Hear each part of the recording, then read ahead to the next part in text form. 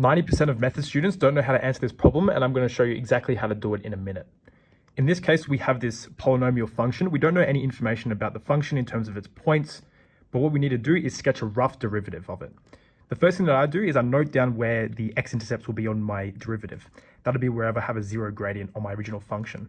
So I have one here, which is the turning point. I have one here, which is another turning point, and I've found the x-intercept, which is roughly there. And I also have a point of inflection, which is also a zero gradient point as well.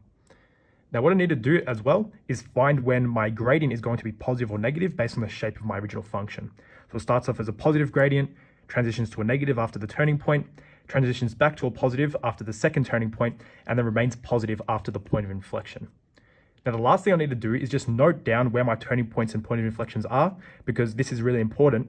Turning points become x-intercepts, regular x-intercepts on my derivative curve. And points of inflection on my original function become turning points on my derivative curve, but are also turning points on the x-axis. And I'll show you how that looks on the graph now. So we start off with a positive gradient, therefore we're going to be in the positive region, and I'm going to curve down to the negative region after passing through that intercept point. So something along the lines of that. Then you can see here, I need another intercept there, so I'm going to curve back around to pass through that intercept point. Again, you can see that the turning points became normal x-intercepts. Now, point of inflection is a bit different because I remain positive on either side of my point of inflection.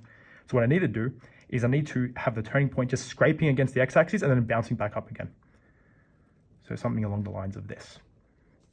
Now, again, the rough shape has to be good, except the individual features doesn't really matter as long as you have correct intercepts, correct curve, as well as a correct shape as well.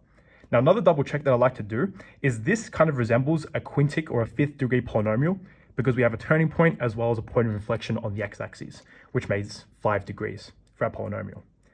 Now, you can see my derivative looks roughly like a fourth degree polynomial because I have 3 turning points or 3 stationary points. Now, that makes sense because the fifth degree polynomial became a fourth degree polynomial after differentiating using the power rule. So that's my double check to make sure that I've done this right.